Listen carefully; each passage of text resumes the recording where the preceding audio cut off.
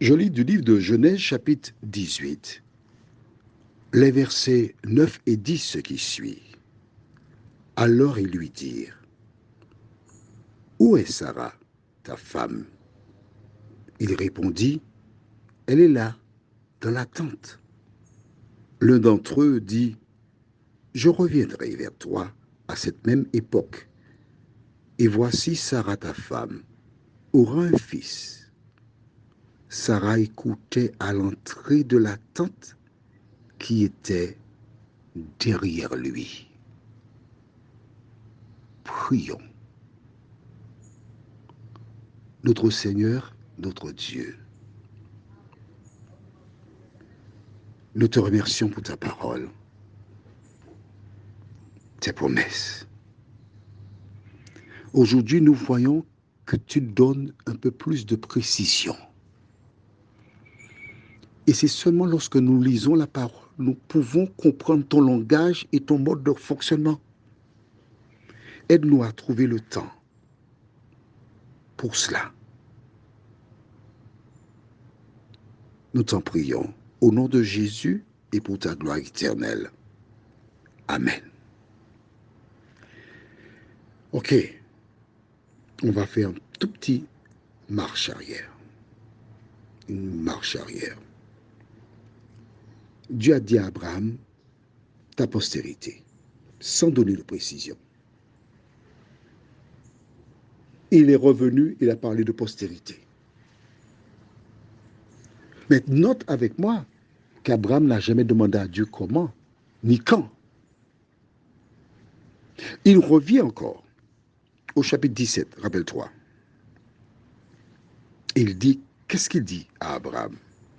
On va lire dans Genèse 17, verset 15. Dieu dit à Abraham, tu ne donneras plus à Saraï, ta femme, le nom de Saraï, mais son nom sera Sarah. Je la bénirai et je te donnerai d'elle un fils. Je la bénirai et elle deviendra des nations, des rois, de peuples sortiront d'elle. Dieu dit ça à Abraham, il n'a rien dit d'autre. Il n'a pas posé de question. Que fait-il? Il dit à Dieu, oh, verset 18, et Abraham dit à Dieu, oh, qu'Ismaël vive devant ta face. Hein? D'ailleurs, il dit, bon, d'accord, je t'ai entendu, ouais, ok, c'est ça. Bon, mais qu'Ismaël vive, hein? Laisse la vie à Ismaël. Dans la tête d'Abraham, il n'y a aucun souci. Maintenant, on voit que l'Éternel se déplace.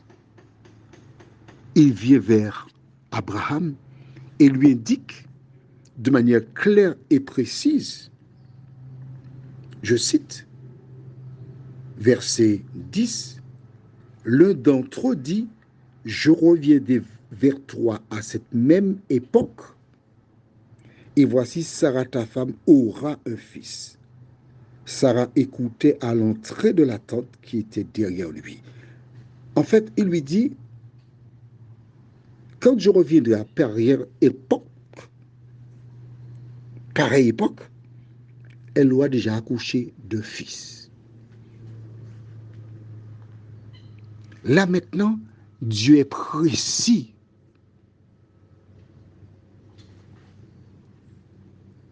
Abraham sait que le temps, c'est l'année prochaine, Sarah mettra au monde un enfant. À quoi cela te fait-il penser? C'est une méthodologie qui est propre à Dieu. À quoi cela te fait-il penser? Quelques années plus tard, Moïse est recherché par Pharaon. Pourquoi? Car un jour, en passant, il vit un Égyptien qui a battu un Hébreu. Regardant à gauche et à droite, il n'y avait personne. Il plongea sur l'Égyptien, le tua, et craignant que Pharaon soit au courant et qu'on le mette à mort, que fit-il? Il prit la fuite. Il partit. Il alla se cacher dans le désert. Et pendant qu'il s'y trouve, l'Éternel se présente à Moïse. Moïse entend mais il ne veut pas y aller. Dieu lui fait des signes miraculeux. Finalement, Moïse accepte d'y aller. Il va voir son beau-père. Il dit à ce dernier, écoute, je vais partir voir mes frères parce qu'il y a un moment que je ne les ai pas vus.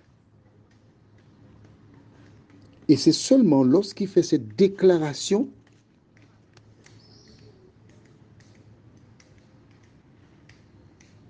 que l'Éternel va lui donner une bonne nouvelle. Ce qu'il craignait, il craignait d'être mis à mort en arrivant en Égypte. Mais l'Éternel annonça à Moïse, ceux qui en voulaient à sa vie sont morts. Alors on va lire cela dans Exode 4, verset 19. L'Éternel dit à Moïse en Madian, va, retourne en Égypte, car tous ceux qui en voulaient à ta vie sont morts. Lorsque Dieu est venu voir Moïse pour qu'il aille délivrer le peuple, pourquoi n'a-t-il pas dit une fois pour toutes dès le départ à Moïse, Moïse, je sais que tu es dans le désert parce que tu as peur que Pharaon te mette à mort. Je sais ça. Mais j'ai une bonne nouvelle pour toi. Pharaon et toutes celles et ceux qui voulaient te voir mourir sont tous morts. Personne ne t'en veut. Maintenant, va en Égypte pour moi. Moïse lui dit, oui Seigneur. Mais Dieu ne fonctionne pas comme ça. Humainement parlant, nous voyons que c'est ainsi qu'il aurait dû faire. Mais le fonctionnement de Dieu, il est différent. Il veut exercer ta foi pour voir si tu lui fais confiance. Et quand tu as investi ta confiance en lui, il te donne la bonne nouvelle après. D'où la nécessité pour nous, lorsque Dieu s'adresse à nous, de ne pas hésiter et de marcher selon sa parole. Prions. Notre Dieu, notre Père, depuis un moment, Abraham attendait. 25 années se sont écoulées. Parce que nous avons lu au chapitre 17, au verset 17, qu'il avait déjà 100 années. Mais lorsque tu dis quelque chose, même si ça prend du temps, Seigneur, tu réalises ton projet. Aide-nous à te faire confiance, à marcher selon ta parole. Nous t'en prions au nom de Jésus pour ta gloire éternelle. Amen. Je te souhaite une bonne journée sous le regard de Dieu.